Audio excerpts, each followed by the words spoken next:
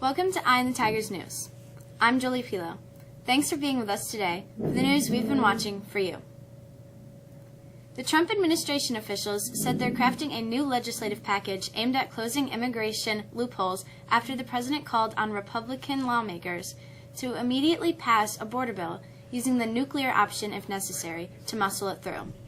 The president has been tweeting about immigration and the border for the last few days, declaring protections for so-called dreamer immigrants dead, accusing Democrats of allowing open borders, drugs, and crime, and warning Mexico to halt the passage of caravans of immigrants or risk U.S. abandonment of the North American Free Trade Agreement. Trump has been seething since realizing the major spending bill he signed last month barely funds the big, beautiful border wall he has promised supporters. The $1.3 trillion funding package included $1.6 billion in border wall spending, but much of that money can be used only to repair existing segments, not to build new sections. The Trump administration says it is amendable to a White House meeting between President Donald Trump and Russian President Vladimir Putin, raising the prospect of the Russian president's first Washington visit in more than a decade, even as relations between the two powers have eroded.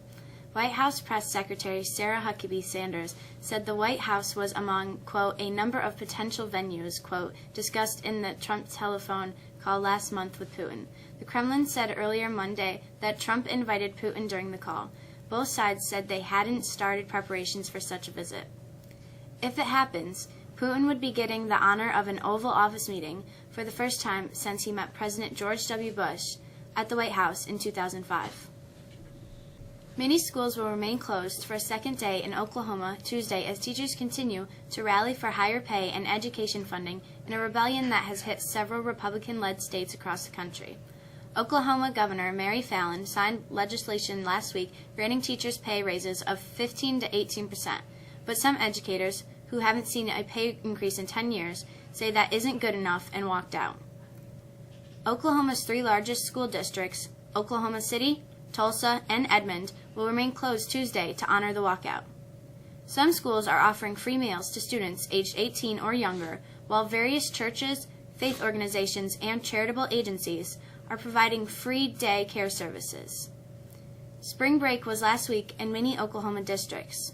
Such strikes in New York would be against the law because of the state's Taylor Law. New York State Police are seeking information on who damaged headstones in Mexico. State Police in Pulaski are investigating the damage at the Village of Mexico Cemetery on Academy Street in Mexico.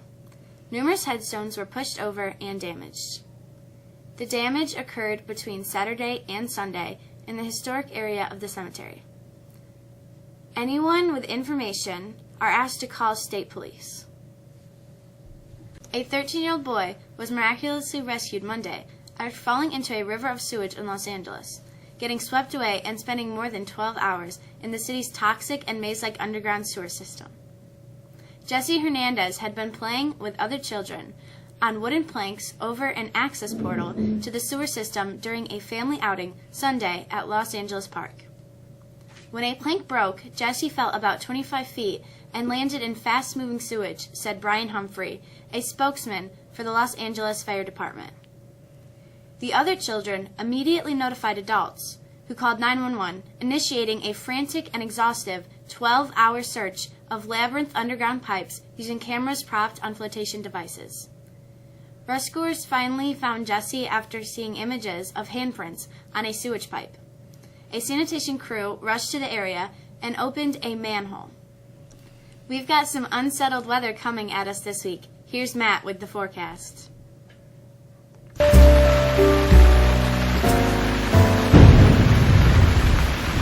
That unsettled weather begins this afternoon, with rain showers becoming more steady as the day moves on. The winds will also pick up into the evening and become quite gusty overnight.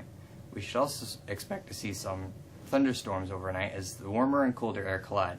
That warmer air wins out on Wednesday with early high temperatures in the mid-50s.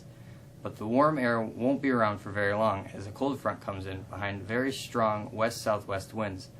We could see gusts up to 40 miles per hour. By the time the sun goes down Wednesday, we'll be feeling temperatures drop quickly. Rain showers will turn into snow showers Wednesday night, but we don't expect to see much in the way of accumulations. We stay cold Thursday and moderately, slightly Friday, with highs reaching 40. That's the forecast. I'm Matt. Have a great day.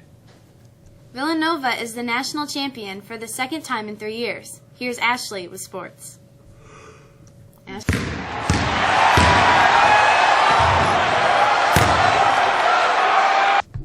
Somewhere between all those heart-stoppers and tear-jerkers, all the upset-riddled brackets and things we'd never seen before, the best team in college basketball was hiding in plain sight. How could anyone have missed Villanova? Sparked by a 31-point night off the bench from Dante DiVincenzo, the Wildcats defeated Michigan 79-62 on Monday night to cap one of the most dominating NCAA tournament runs ever seen. They won all 6 games by double digits, joining the rare air of great terms such as Michigan State in 2000, Duke in 2001, and North Carolina in 2009. They won both their Final Four contests by 16 or more, joining the 1968 UCLA team that was in the midst of its 10-title dynasty. They became only the 4th program since UCLA to win 2 titles in the span of 3 years, joining Duke 1991-92, Kentucky 1996-98, and Florida 2006-2007. DiVincenzo made it so by scoring 9 straight points for his team, capping with an NBA range 3 that he punctuated by turning back down court and winking toward the TV guys on the sideline. He was named the Final Four's MVP. Former NASCAR superstar Tony Stewart and the family of a 20-year-old amateur racer who he hit and killed at a race in upstate New York have reached a settlement according to court documents. Stewart, a retired 3-time stock car champion, struck and killed Kevin Ward Jr. in 2014 at the Canandaigua Motorsports Park. Ward's family sued Stewart, and the lawsuit was set to go to trial May 7th, but court papers filed Monday show a settlement is pending. U.S. District Court Judge David Hurd has scheduled a hearing to discuss the settlement for 2 p.m. April 12th in Utica. Ward's family, Stewart, and the lawyers must attend the hearing to finalize the settlement, according to court papers. ESPN will officially launch its own streaming service next week, the sports network announced Monday. ESPN Plus will launch on April 12th, offering streaming access to live sports, original content, and on-demand programming. The service will cost $4.99 a month, or $49.99 per year, and be delivered via the ESPN app and ESPN.com. According to USA Today, ESPN Plus will feature more than 180 MLB baseball games, 250 MLS soccer games, live coverage of 31 PGA Tour events, top-ranking boxing on ESPN, original content like 30 for 30, and thousands of live college sports events from non-power conferences. Some sporting events, such as this year's NHL Stanley Cup playoffs, will not be available due to their contracts with other networks. TechCrunch reports ESPN's 8 TV channels, such as ESPN and ESPN2, will still require a pay TV subscription. That's it in sports. I'm Ashley. Have a great day. The French Club semifinal has finally arrived and will take place this Friday from 8 to 11 p.m. Tickets will be on sale until this Wednesday, April 3rd at 3 p.m. No tickets will be sold the day of the dance or at the door. There is no longer any student parking available along the stadium until construction is complete. That's it for us today. We hope you have a great day. I'm Jolie. Look for us again on Thursday.